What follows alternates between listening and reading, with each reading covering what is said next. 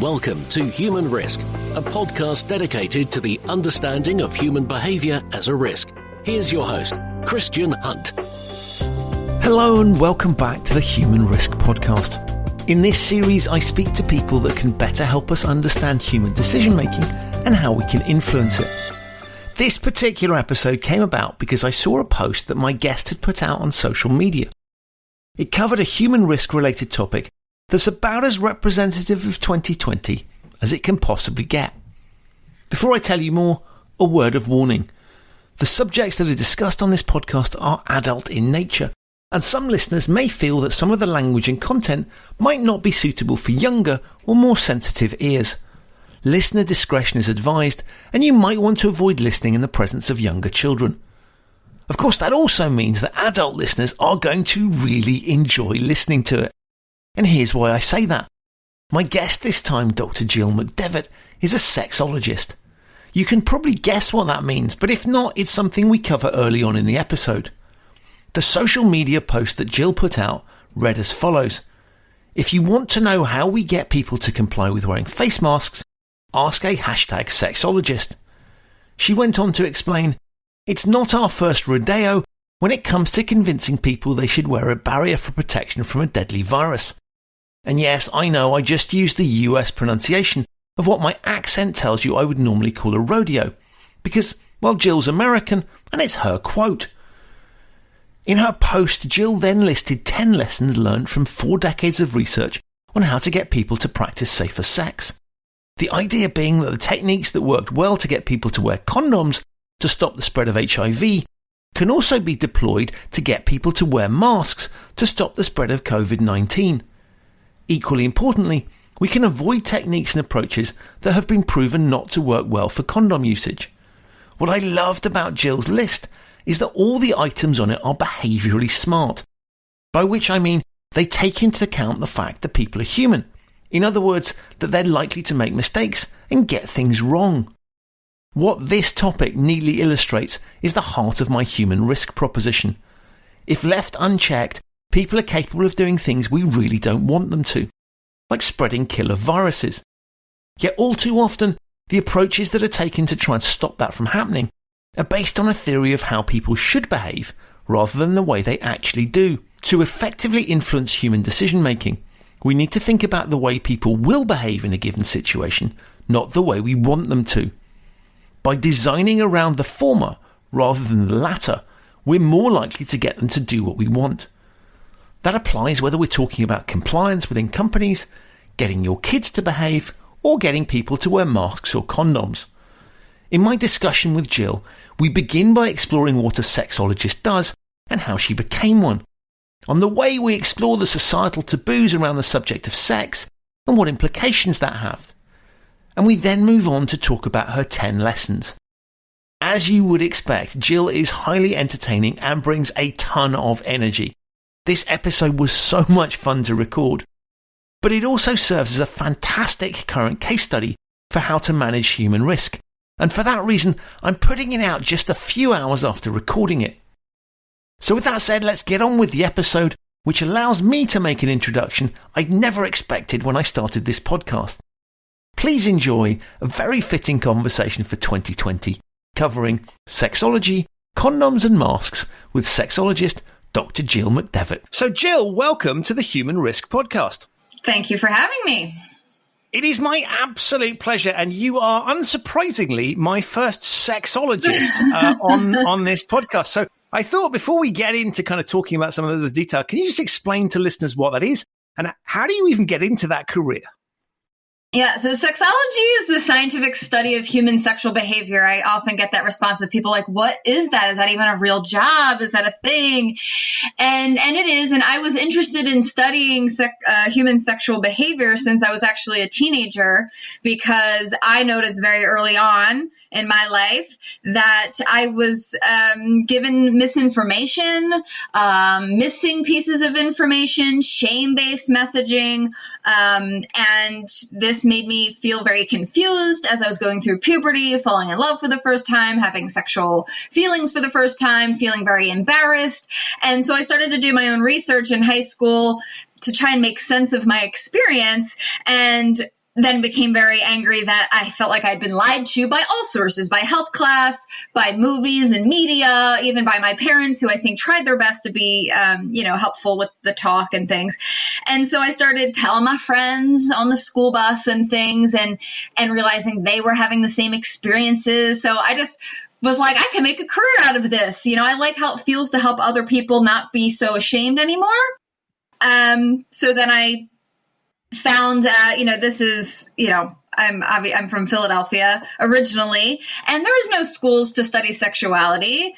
Right. So I'm a first generation college student to begin with. My parents are like, I have no idea. My guidance counselors at school were like, I have no idea. But I found that outside of Toronto, Canada was actually a bachelor's program in sexuality, marriage, and family studies. So I went there and then graduated. And then there was actually a, master's and PhD program in Philadelphia. So I went on and did those degrees as well. So I just started collecting degrees in sex and kind of formed my own career. I'm self-employed, so I kind of had to blaze my own trail.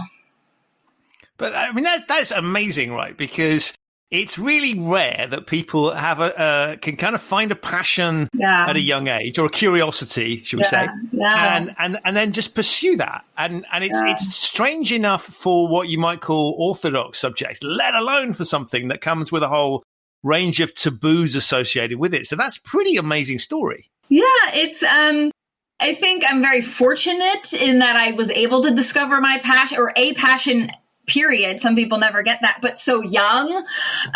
So I'm very fortunate that way. It's been a hard road, so it's not easy being on the front end of anything, trying to make change. So I've certainly had my fair share of roadblocks. But yeah, I think it's a pretty interesting story. It's unique. For sure. Right. Yeah. It's amazing. And so what does a sexologist do? So, there's been many ways over the years that I've, I guess, made it a career, because, it's just the science. Like, someone could be a philosopher, because that's just, what they do. How you do that as a living is a different question. So just studying sexuality is one thing. How I've made a living out of it has been everything from working with people one-on-one, doing sexual health and happiness coaching, trying to get people to shed the shame in their own lives. I do a lot of public speaking and training. So this could be everything with colleges and universities to sexual harassment training at workplaces, different businesses that work in sexual health field, sex toy companies like Cal Exotics bring me in a lot to do like training for their staff and sex education for the people. I write books, so it's a little bit of everything. Wow. I mean, that's just amazing stuff. And I guess I kind of have to ask you the question, right? Because it seems, when you look at the subject, you kind of go, why is it that we are so incapable of talking about this? Because it doesn't get much more natural than sex. It's obviously every single one of us is on the planet as a result of that activity. And therefore it's sort of, it's not a sort of hidden secret. And yet for centuries, there's been this kind of awkwardness around it in a way that seems totally disproportionate to the importance of the subject matter. Yeah. Well, the best that I could deduce after all of these years is that the best explanation I have is that sexuality presents an opportunity to control people and human beings, especially in, our kind of cultural setup, in a capitalist, patriarchal kind of world that we live in. There's a desire to dominate and control other people, and sexuality is a way to do that. And we can make them feel ashamed about this and make them feel like this is socially unacceptable and they'll be outcast if they do that. Then we can kind of, force people into a certain way of thinking and a certain way of behaving. So it's, I think it's a lot of that. And I think, at least I'll speak from the American perspective and our Puritan, all that kind of stuff we have going on in our history, is I think a lot of that is this issue with pleasure. And it's not just sex, it could be going on vacation. It could be just relaxing, sleeping in on the weekends. We just don't, our cannabis laws. Like, we just don't like people having a lot of fun, enjoying themselves. I think that makes the society feel like it's out of control as well. Right. It's fascinating hearing you talk about that, because it sort of is, you're right, it's an activity that's sort of not talked about, and therefore we can sort of pretend it's not happening. And you're right around the shaming thing, and people that there's a negativity around, do it too much, and that gets criticized. Do it in different ways, or on what's perceived to be unorthodox ways, it gets criticized. So I think there's something really interesting there, which is sort of, it's everybody's guilty secret, and we can't possibly allow people to get carried away with it, because who knows where that might lead. Yeah. Moral depravity and all these sorts of arguments. Yeah. So it's as you say, it's a fascinating aspect of our psyche that it's got this negative connotation. And yet, as I say, we're all here because of it. Yeah. And I kind of think of it like as to use an analogy, like a toddler. A toddler doesn't care about your rules. A toddler will sit there and strip naked in the middle of a shopping mall. They're going to be like, no, I'm not doing that. I'm going over here. And you realize that the toddler has a control here, not you, right? And so I feel like it's the same way about sexuality. If people are just like, I like sex, and I'm going to have 15 sex partners, and I'm going to walk around naked. All of a sudden, society's like, wait, no, if you're not embarrassed and if you're not ashamed, then all of a sudden you're independently thinking and you're independently behaving, and we can't control you. And society doesn't like that. They like. But I mean, there's an interesting kind of parallel with things like racism, where you put kids together, they'll just play. They do not care what the other kids look like, right? It's kids play with, and then you get this thing with adults where that changes. And I guess sexuality is the same thing, right? You've just rightly pointed out is that little kids will point to each other's bits and have discussions that we somehow, that would just seem weird in an adult context. And so we're kind of born with the ability to engage with it, and then it's sort of taken away from us as we become more, I guess, conscious of what the organs can do, but also just as society sort of expects us not to behave like that. Yeah, and it's the socialization, right? Like, so racism is socialized, being embarrassed about sex is socialized. And one example I give, especially when I'm teaching parents about how to have conversations with their children about sexuality, is about this idea that, like, well, we just won't talk about that, or we'll talk about that when they're older. And like, what we don't say is a message as much or more than what we do say. So if you're doing the, like, here's your eyes and these are your nose, and you're teaching body parts, and then you skip stuff or you get a little uncomfortable, the kid knows. And so all of us, I did, you did, we all got that awkward, or we picked up that cue from our parents where we're like, oh, they're uncomfortable. There's something about this area, because there's, and so now we have that message. There's something off here. There's something weird. And then we grow up to develop our own shame and our own embarrassment, modesty, all of these things. Yeah. And the cycle continues.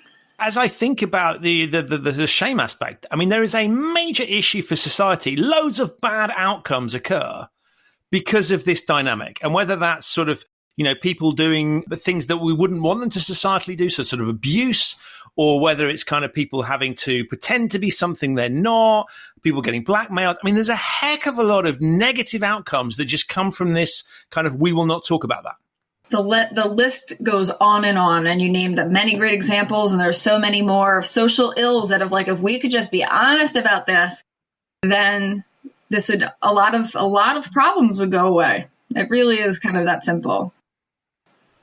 Right. And I guess the fact that you sort of exist as a career demonstrates the scale of the problem, right? There's a massive mountain for society to climb, and you're kind of helping do that. And it almost seems to me there's an inevitability that there will be an acknowledgement that this is something we should be talking about. And as we see more of these things coming to light, and we think about mental health issues, and we think about some of the other outcomes that as a society cost us and that we don't want.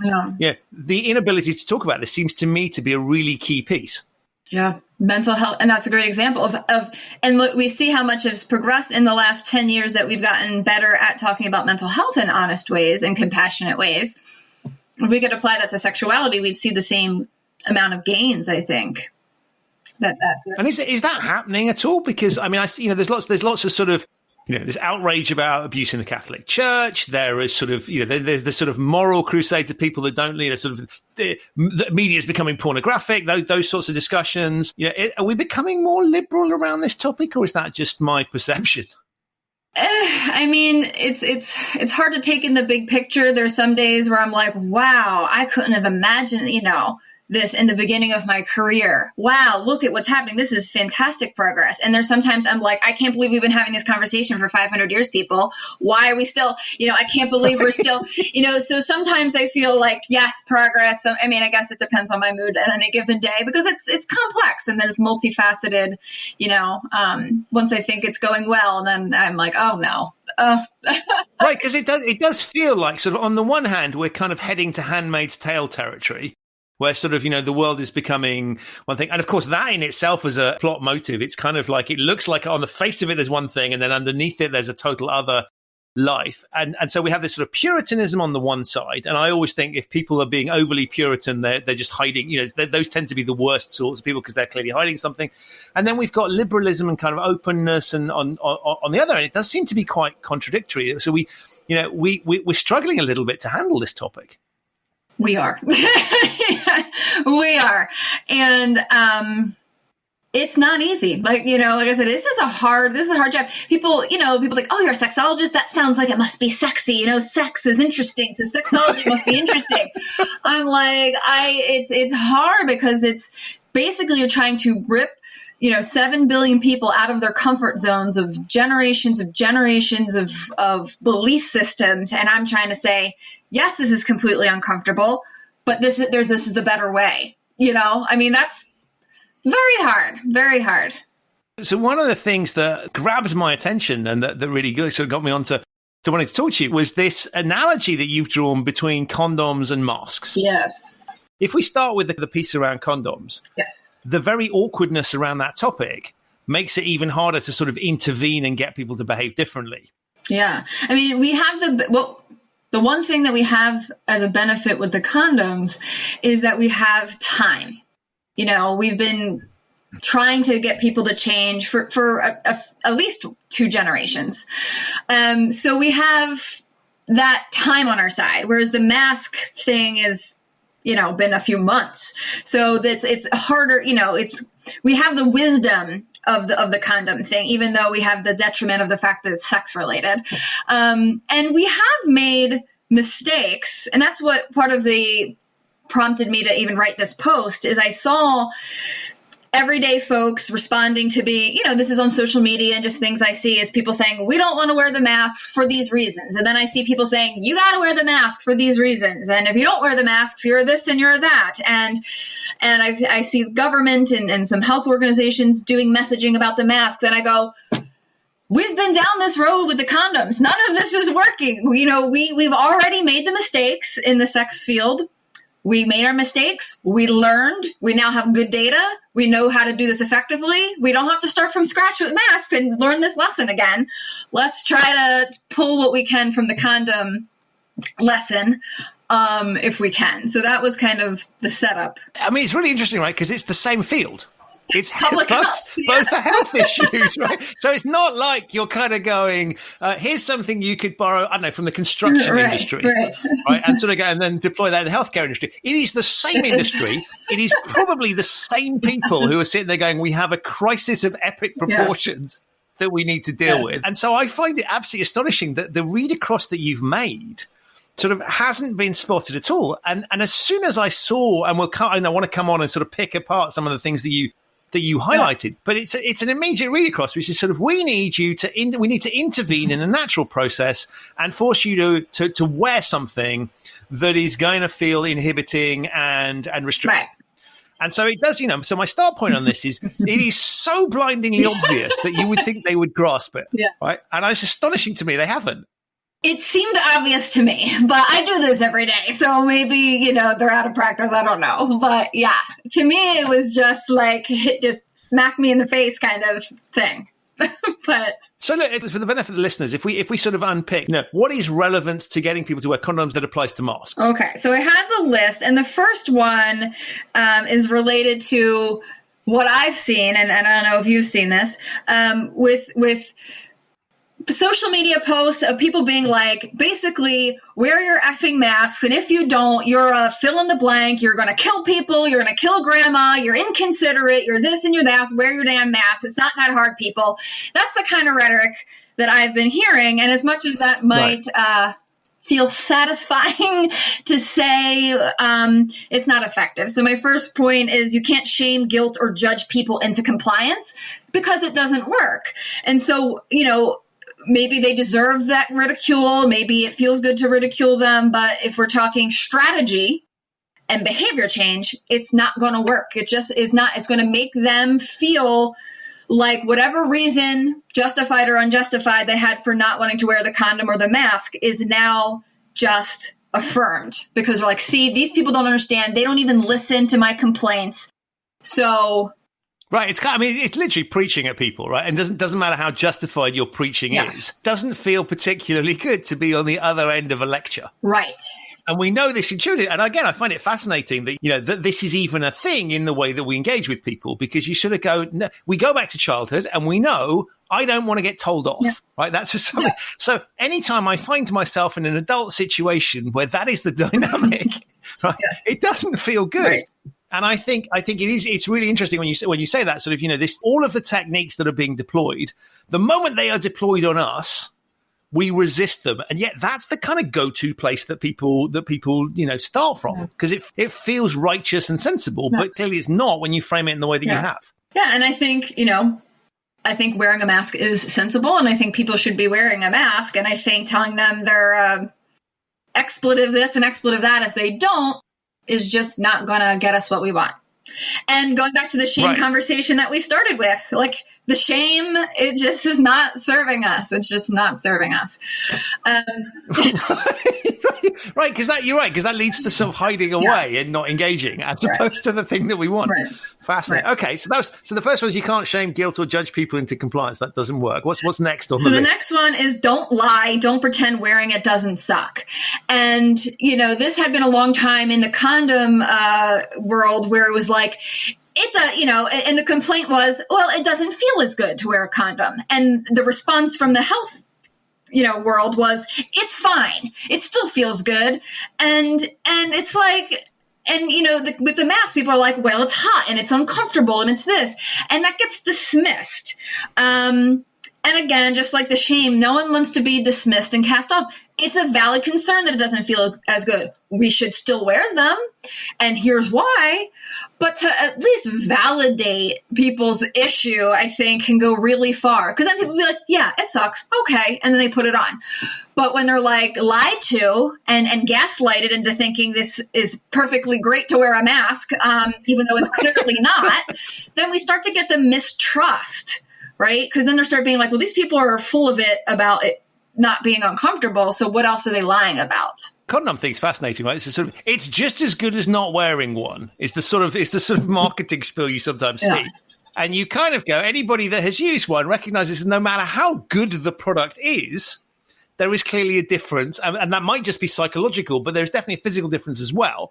And I think this is a really fascinating point, which is this sort of in pursuit of something, we need to just pretend it's a perfect solution, because that will be logically more convincing than actually admitting that it's a kind of it's a sort of best endeavors thing, and there's a sacrifice to be paid. And I think that's a really fascinating point that sort of says that's never acknowledged, because it feels like a weakening of the logical argument. Yeah. I think you summarize that perfectly. It's like we can't just admit that this is like the best we can do right now, and we just need folks to like get on board and like help out society and just do this. It's not ideal. It blows. Let's do this. Instead of like, I don't know what you're complaining about. It's perfectly fine to be in 90 degrees below. It's amazing. Mask in your face. Like, I would wear it if I had to, even if I didn't have to, right? Because it's so much fun. Yeah. So, people are smarter than that, and it's not helping when we lie. And then next on your list. Next is normalize it, make wearing the default and the norm. And so this one is basically the oldest marketing trick in the book, which is like all the cool kids are doing it. This is what everyone's doing. And if you're going to fit in, this is what you need to do. And if you're going to be the only person out, then you're going to be, the outcast. And the story I've been telling as I've been doing interviews about this list is when I went to the post office and there was a sign on the wall, the front door saying masks are required. All the clerks were wearing masks. All the customers in line, spaced 6 feet apart, were wearing masks. Someone walks in without a mask to get in line. Few people come in behind him also wearing masks. He starts looking around and he says, to the person behind him, can you hold my spot? I'm going to go out to my car and get my mask because I don't want to be the only person without one. And my little sexologist brain was like, whoop, I heard, that to me is that normalization. It wasn't the sign on the wall saying you have to wear a mask that made him do it. It wasn't the fact that he was afraid of dying or killing someone else with the virus. It was like, I don't want to be the only one not conforming. So to me, we need to kind of just make it normal, we wear our mask and it's like not a big deal. Like we can just wear it and fit in. So that's another component. What I find interesting about that is actually brings us back to the topic of shame, because actually this is shame in a sort of positive sense, right? So I don't want to be embarrassed by being the only weird person that's not wearing one, which is kind of the opposite dynamic to the one we were talking about before around the sort of the shame of some of these sort of sexual stuff. It's deploying a similar kind of emotion, but it's playing it in a completely different way. Yes, because it is welcoming people to join the group and be a part of what we're doing rather than ostracizing people if they don't. So you're saying, hey, we're all wearing masks. You can wear a mask too. And then you can be like us, which is very different than if you don't, blah, blah, blah, blah, blah, you're out and we think this and that and the other thing about you. So it's just it's the end goal is the same, but it's a different psychology. Right. And I'm always struck by, and there's a heck of a lot of these videos doing the rounds now on social media of these, these people kind of losing their shit, for want of a better phrase, about, I'm not going to wear one. You can't tell me what to do. And then there's a sort of fight that breaks out the door and it's all a bit unseemly. And I think it's really interesting if you just went, right, okay, we're going to make sure as many people as possible in this store, in this environment are wearing them. Mm-hmm. Actually, those people would start to feel awkward on their own. And that's the whole point of the story you're telling, right? Which is sort of, you don't need to come down heavy-handedly, because actually the social pressure and the fact that we're identifying ourselves as being strange by not doing something is much more powerful than kind of coming in and receiving a set of instructions that, again, back to being like a kid, right? I've never enjoyed that particular thing where I'm told, what I need to do. And actually, if I can just feel like it's the natural thing, everybody else is doing it, super powerful. So I love that. I think that's a really powerful thing. Okay. And what's next on your list? All right. Next is be consistent with the messaging. Schools, workplaces, government officials, health workers, and movie stars all need to be saying the same thing. And this is the hard one. So with condoms, the messaging has been wear the condom. That's the message. Everybody says wear the condom. But here, again, going to the mistrust, there's been different messages. The U.S. president is making up his own rules as he goes along. The health officials are wearing masks. First, they said back in March to not wear masks. Then they said to wear masks. Now, state by state and city by city has their own policies. In California, where I live, in April, we were required to wear masks, but only inside. And then it was everywhere. And then it was nowhere. And now it's everywhere again. So this is not how you get people to comply, because people are just going to be like, I'm not going to wear a mask because in 3 days they're going to tell us we don't need them again. Well, why should I wear a mask? Okay, the governor says we should wear a mask, but the president says not to wear a mask. It's very bad. So we need to get everybody on the same page to be effective. Obviously, I don't know how to do that, but we know from the condom research that that's effective. Right, and so to come back to the condom piece, was there inconsistency around that? Was this lesson learned the hard way that time round, or was it I don't know? Is the context slightly different, therefore it's easier to have a consistent message? Yeah, this one I think we were luckier on. We definitely made mistakes with some of these other points, but I think we've been pro with the messaging. The health departments, the school campaigns, have been use a condom every time with a new partner, use a condom. Boom. Simple. Right. So that's so consistent messaging. Well, we'll leave it out there, recognizing how difficult it is. Yeah. Okay. So the next one is making them accessible. They should be free, or at the very least at cost, and they should be distributed in communities so wearing it is as easy as possible. So, I mean, this is classic with like condom distributions where there's organizations that literally go into communities and hand out condoms, schools hand out condoms, the hospitals hand out condoms. It should be easy. They should be cheap, which condoms are fairly cheap. They're like 50 cents a piece. I would love them to be even cheaper. So that's one of the ways. So this kind of was challenging because they said, wear the mask, and then it's not like suddenly they're mass produced. So people are trying to get crafty. Some people are tying t-shirts. Some people are who knows where to get them. Like I ordered a mask online. It took 10 weeks to arrive. In the meantime, I'm like, I guess I'm not going outside. They're right, and I think there's also this really confusing thing around there's medical grade ones, and then there's not, and then there's back to your consistency piece, and there's kind of like you can use anything for a mask. Well, that's not totally true either, is it? Because we've seen, I'm sure these were not true, but we've seen kind of people walking around with crazy. There was someone who had a bit of salad on her face. I heard that. Because it's a barrier. And I sort of go, and I think it comes back to your consistency piece, which is kind of like the easiest thing to do is if sure, people can make their own. But that's an effort. And actually, when you're telling me that this is really important because there's a freaking dangerous virus out there, it's probably better if you just give me one that's made in the same way that DIY condoms is probably not the best way to start that piece. So I think there is something interesting here around you saying sort of, if there's the accessibility thing, both in terms of literal availability, but also in terms of financial accessibility. Yeah.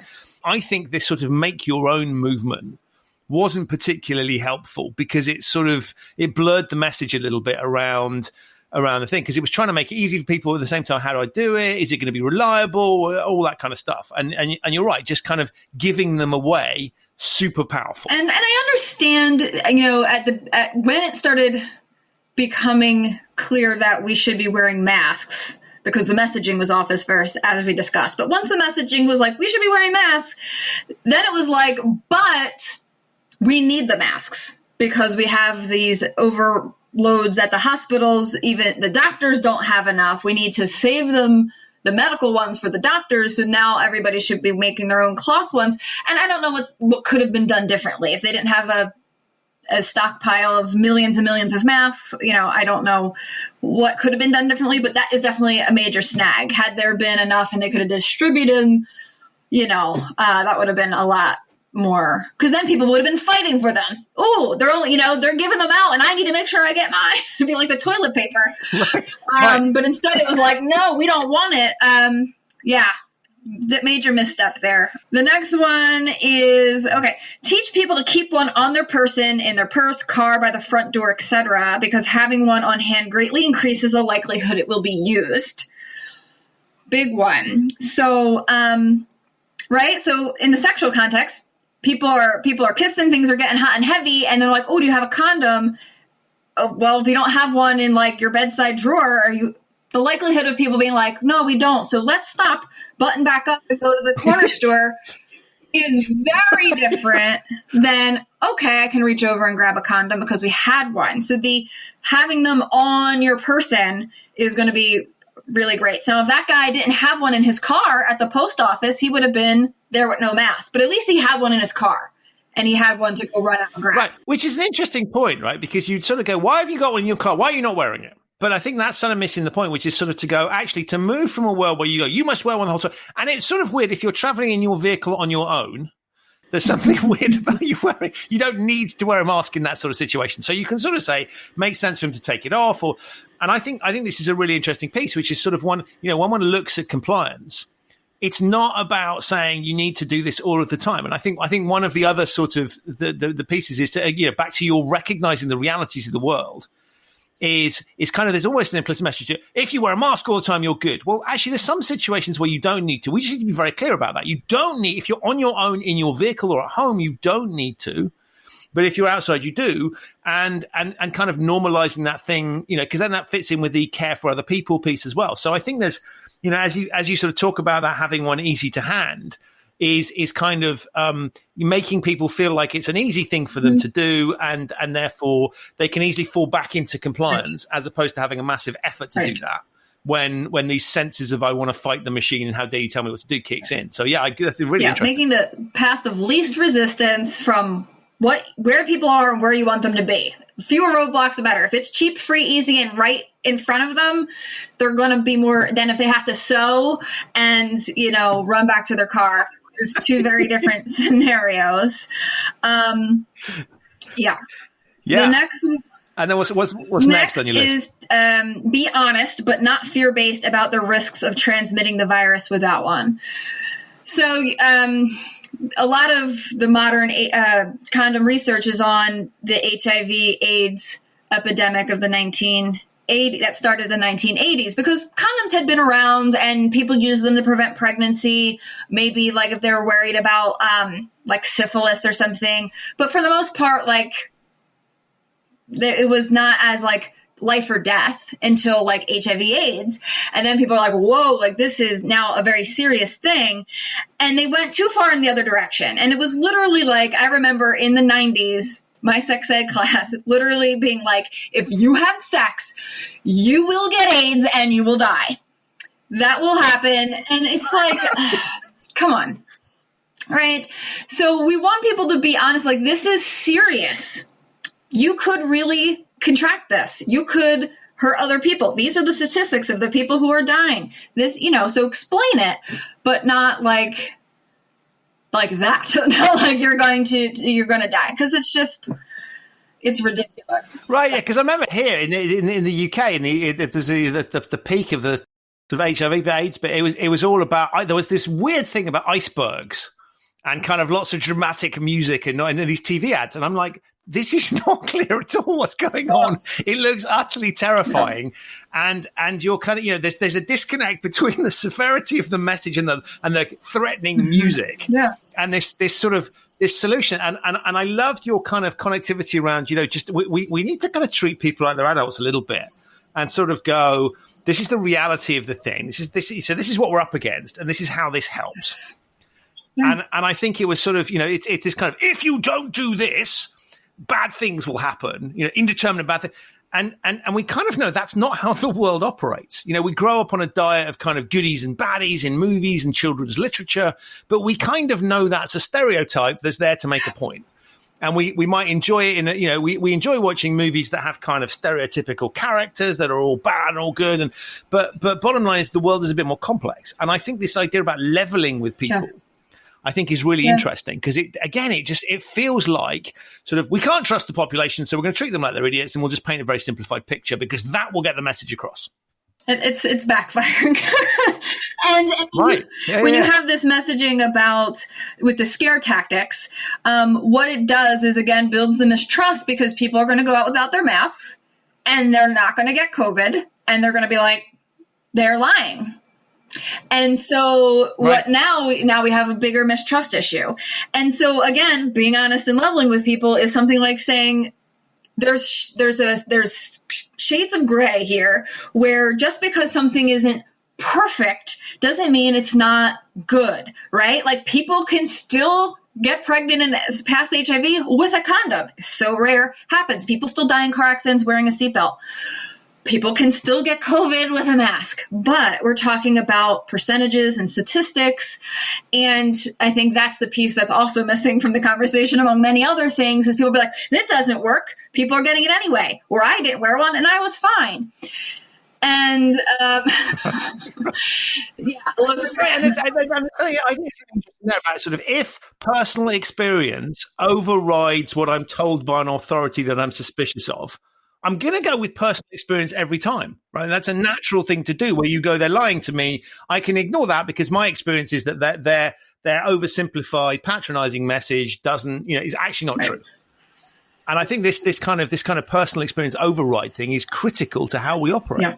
Yeah. And then so now these people are trusting their own instincts in a thing that's confusing, and there's mismessages, and they're trusting their own experience. And now they're being called, ignorant and all these other things. And so they're like, the hell with you people. I'm not wearing the mask, because the shame just puts the final nail in the coffin that they don't trust the system and that they're done. What's next? Wow. Yeah, that's very true. Very true. Okay. And so your next one is about communication skills. And I love this. I thought this was really, really insightful, because it's kind of thinking about the interpersonal dynamics of the situation. Yeah, because some of these points are things that government and agencies should do, and some of them are things that we as individuals do have some control over. And one of them is the interpersonal conversations. And this is big in the condom world. This is, when you're teaching like high school about safer sex, it's not, despite what the movies show, here's how to roll it on a banana, the end. It's about how to talk about it with a partner. It's clearly someone who's gone, well, we need to find something that's close approximation. Fruit is very safe, so we'll do that. And it's sort of, I always found those things extraordinarily unhelpful. Yeah. Because it's sort of, it's a sanitized version of reality. Yeah. And sort of watching them do the banana trick, that does not help me in the real world. It's not the most helpful. But what can be really helpful is the communication skills and the confidence to have the communication. So learning scripts of what they call condom negotiation. So one person's like, oh, it's not going to feel as good. And what do you say to that while you're half naked, like in the heat of a moment? Well, okay, then I guess we won't, or like, get out of my bed. There's so much in between this of being like, oh, well, why don't you want to wear one? Or like, do you want to do something else instead? Like, do you want to do some other sex act? Or do you want to, this is really important, this is important to me. So if you don't think you don't want to use it, that's fine. But, maybe we should do something else today then, or, but like, there's just so many ways to get hit. And so the mask is the same way. Why don't you want to wear a mask is, I think, really powerful, because then you can get at, well, I don't trust people. I think it's all bullshit. Or it could be, well, I have asthma and it's uncomfortable for me. Or it could be, I don't like it. And then you can have 3 different conversations based on what that is. Oh, well, the analogy to the condoms here is about latex allergies, right? Like, oh, I don't want to wear one because I'm allergic to latex. Well, we don't say, okay, well, let's just not use anything then. We say, all right, well, what about a non-latex condom, or what about some other method, or whatever? So we could say, oh, what about a face shields, or what about something else? Or And I love it, because what it's basically saying is human beings are not going to follow standard scripts, right? That is not how we operate, because we're a bit weird sometimes. We do quirky stuff, and circumstances change. And I think there's something interesting that you've picked up here, which is to sort of go, let's accept the fact that the plan that we have, right, which is this idealized world where everybody will just do these things, right, that is not going to happen. Reality is not this nice black and white thing. And so what we need to do is we need to equip people for gray areas where stuff doesn't quite work out according to plan, because otherwise they will make up their own solutions to gray area, right, which will typically involve, let's move, right, I don't like gray, I'm going to go to black, or I'm going to go to white. Right. And we know that it's the grayer, and I find it really interesting that the world is often, it's back to your sort of, depiction of masks, a perfect condom. Why would you not wear a condom? It's a wonderful experience, right? Whereas it's polarizing these things, because that's nice and simple. It's a really simple narrative. And actually, most of us know, because we've grown up in a world that's complex and challenging. And we know that stuff doesn't go according to plan. We know that when we buy washing powder, it's not always the perfect thing that's sold on TV. No. The vacation that we go on that sold us in the brochure isn't quite the reality.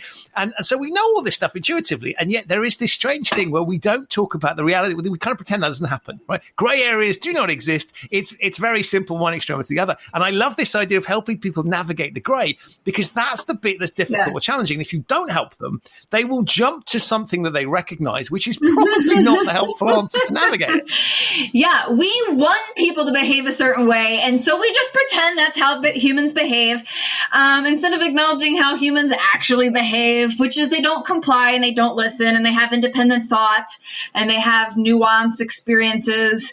And even with the condoms, I think we've always been about accessibility, not so much 100% compliance. We never said, like, we know some people or some situations aren't going to use condoms. So it's about equipping them with as many options as possible, and as many tools as possible, so that they can be as safe as possible. Doesn't mean every single human being is going to use a condom perfectly every single time they have sex forever and ever, unless they're trying to make a baby. That's absurd and unrealistic.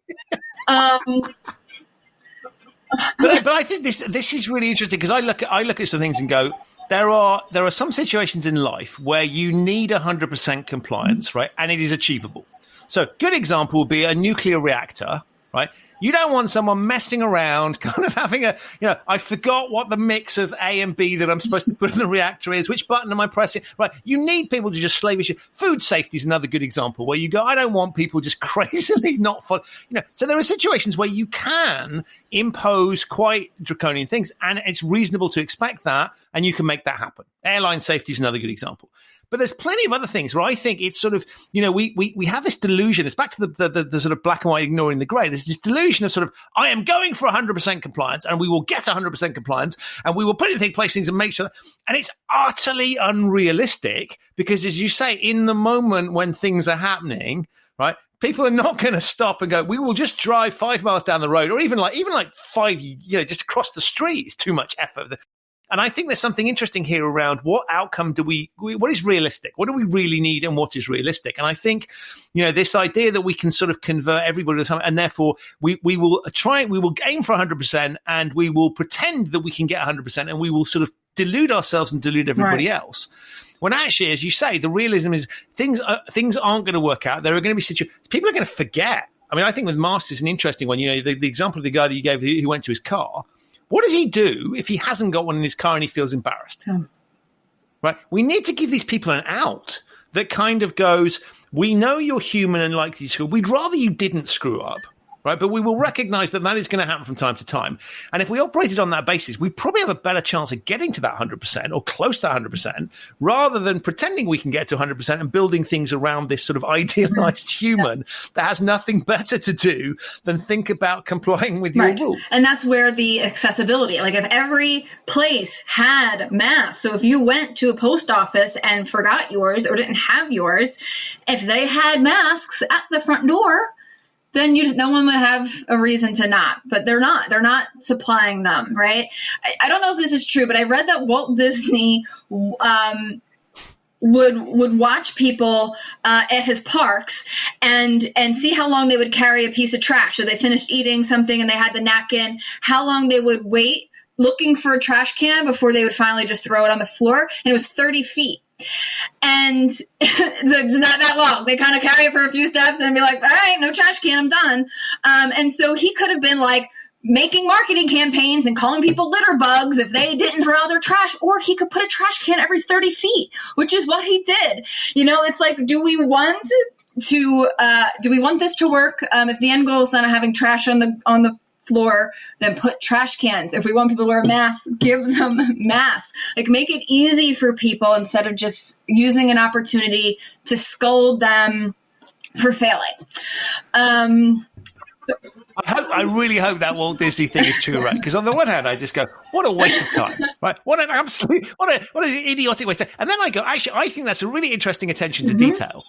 And I like the story because, like, you're going, how do I get the outcome I'm looking for by recognizing how people actually behave, rather than the way I would stylistically, idealistically like them to behave, right? And I'll just observe and I'll map my world around that to get the outcome that I want, rather than this kind of I will impose a set of strictures on people as you say, it's the brilliant thing. You just observe it. And what I love as we go through this list of things you're pointing out, right?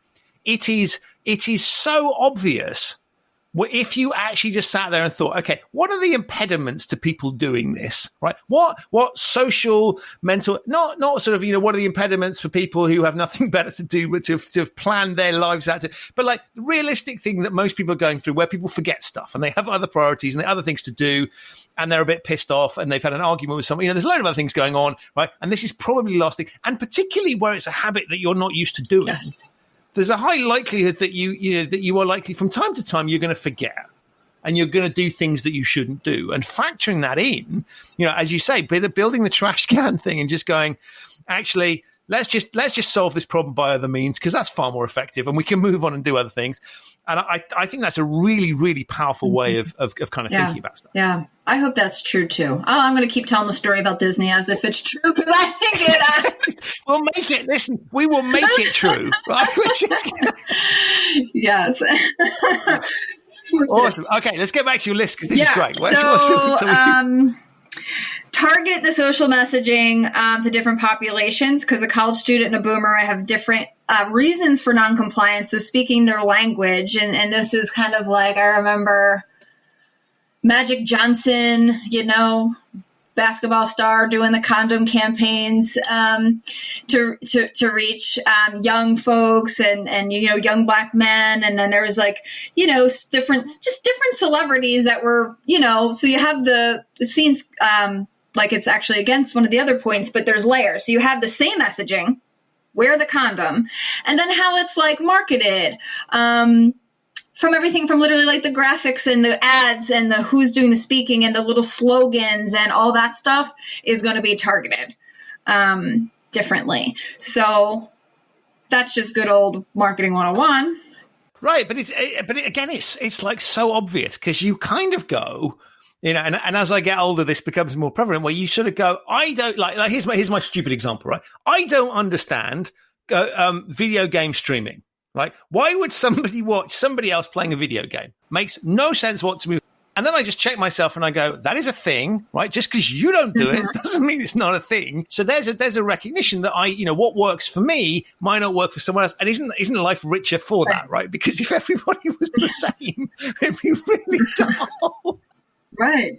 And so I just look at this thing. I think, again, it's kind of obviously, it's how do we make this attractive to people, right? And we don't, back to your point around threatening them, right? We don't make it attractive to people by having sort of sterile single messages that don't work, for different. And the bit I find amazing is we know this stuff, right? We've got so much data out there for what works, because we know that it's being used to sell products and yet when it comes to something like this, right, it's never deployed. I genuinely think, I look at this and go, this is a compliance topic, and because it's compliance, it's boring, and so we're not allowed to deploy any of these other clever tactics because that's not in the kind of toolkit for this exercise.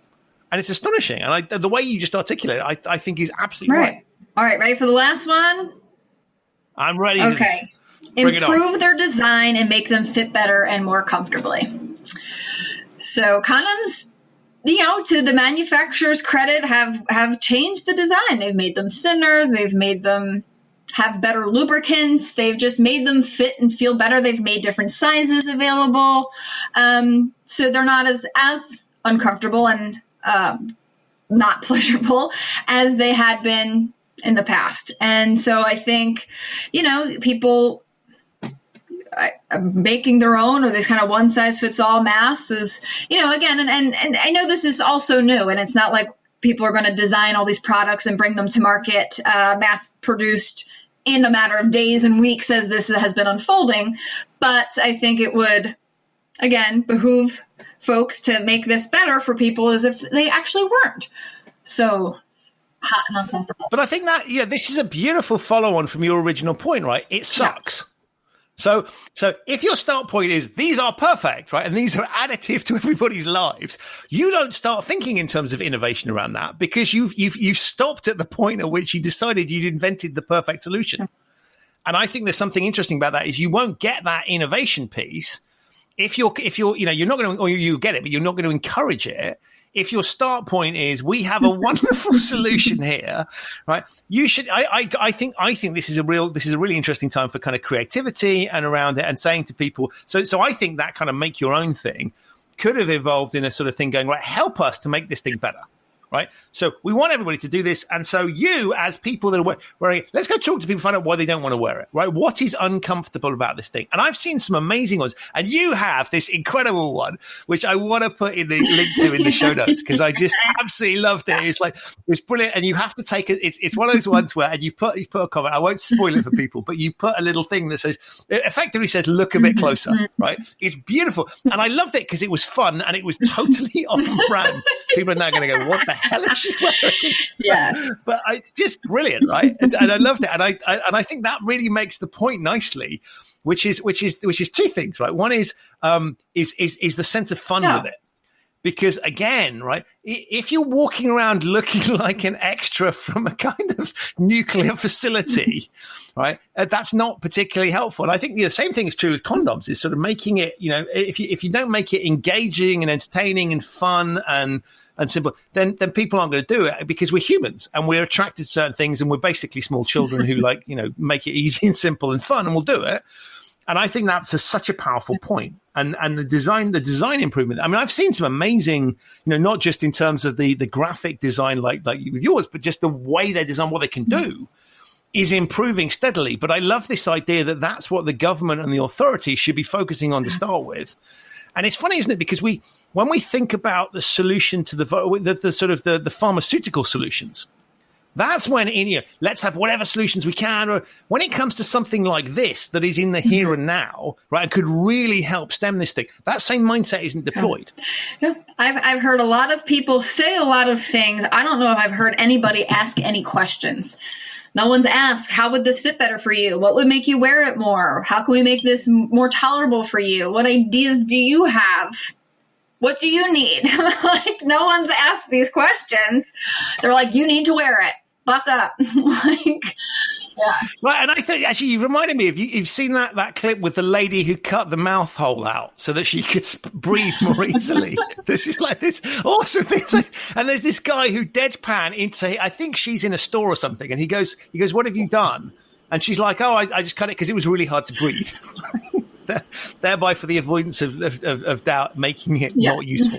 But she didn't get this at all. She thought she was customizing it to make it more useful. And I'm like, there's a brilliant example of somebody that has massively misunderstood, but actually, is trying to do the right thing, right? Because she's recognized this thing's pain. So how can I comply in a way that's easy for me to? So there, in a nutshell, is your point, right? Which is, now she's done something really dumb, and I do worry about other aspects of this lady's life. But nonetheless, right, she's trying to do the right thing, and I think that's a really powerful thing. And I love that idea about asking questions because I think it brings us neatly back to the sort of start point of the conversation, which is kind of, if you pretend things are simple and you just issue instructions and you're not engaging with the realities of what people are going through, and how do you find out what those realities are? You ask them, right? Let's talk about what this is like for you. That gets you a much stronger answer. So I love this whole mindset that you bring to it. Thank you for helping me kind of draw it all out, because it's been kind of bulleted, but I've appreciated the chance to expand on all the points. It's been fantastic, and I genuinely, right, I think we should be pushing for you to be in government or some kind of World Health Organization, if we're still allowed to talk about that, right? You should be, but Joe, I think you've made a really simple link, and as we've gone, I just found this fascinating to go through, because there's just so much stuff there where I go, okay, this is going to be a bit hard. Right. And some of this stuff is, as you say, right, it's not going to be easy to deliver some of these pieces, particularly where we have political disagreements around things. But just thinking about it and acknowledging it's difficult, I think, is a super powerful thing. And sort of just saying, OK, let's just bear these things in mind. And again, recognizing that we're not going to deliver on all of them. But if we try to even deliver like 40% of them, that would be really cool. And we're at about I would argue that the way most authorities, and I think, without reading too much, I think the country you're in and the country I'm in have not necessarily covered themselves in glory when it's come to handling these topics. But as I look at it, I sort of go, there's so much room to improve things. And as you say, here's a really simple example from the same domain where we could just do that. And I would love to we should be having these conversations, which beautifully wraps us back to the start around, we don't talk about this stuff. We just pretend it's we don't need to, we'll just tell people what to do. Mm-hmm. And that is so inhumane and ineffective. Yes. And so look, thank you for raising this stuff and kind of encouraging discussion about it, because I want to blast this stuff out there, because I think it's just a really, really it's fun as well, right? We need, let's face it, we need some fun here. And if we can take something, very serious context around condoms, very serious context around masks, but there's some fun to be had with this stuff, and thinking about it in those terms, I think makes it like super engaging. So look, we are running out of time, so I want to say firstly thank you for that. Secondly, thank you for coming onto the podcast and just being great fun and like really eye-opening. And there's a million other questions that are occurring to me, so I may try and tempt you back at a later date. But I'm gonna put links to your website. But you want to just tell the listeners where they can find you, because I think you're going to have lots of people that will be really curious and want to know more. And who knows, they may even want to talk about some of these things that they haven't managed to talk about so far. So how can people find you? I hope they will. So my website is thesexologist.org, and this all stemmed from a post on my Instagram, which is Sex Doc Jill, like Sex Dr Jill. So sexologist.org and Sex Doc Jill to follow me in all of my antics with sex and education and human behavior. Amazing. Listen, when I started this podcast series, I would never have dreamed that I would be talking to a sexologist about condoms and masks, but I have. It has been an absolute pleasure. Thank you so much for being great fun and for spending the time and for just inspiring an amazing amount of thought. I am going to be thinking about this and reflecting on it, and I'm going to be judging, and yes, I do use that word, I'm going to be judging the government's response and thinking around condoms. So there you go. That's my kind of takeaway for that. So thank you so much. You're welcome. Thank you, Christian. You've been a lot of fun, and I really appreciate all the intellect you're bringing to all this and spreading the good message. So thank you. That's the nicest thing anyone said to me. I'll take that.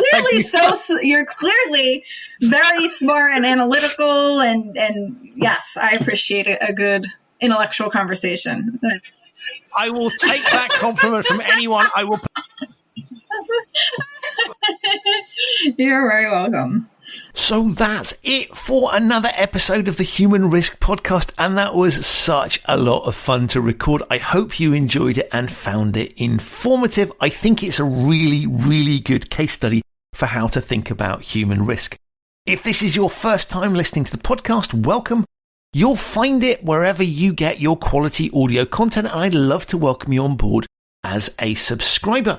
If you like the show, please leave a review on whichever podcasting platform you're using. That helps other people to find the show and enables me to continue to attract the kind of high quality guest I've managed thus far. For links to Jill's website and her post, and to have a look at the mask that I reference in our conversation, take a look at the show notes. There are links to all of those things there. I will see you very soon for another episode in this series of the Human Risk Podcast. In the meantime, please stay safe. Remember above all to wear a mask. We're all doing it. And please look after yourselves. I'll see you very soon. Thanks again for listening.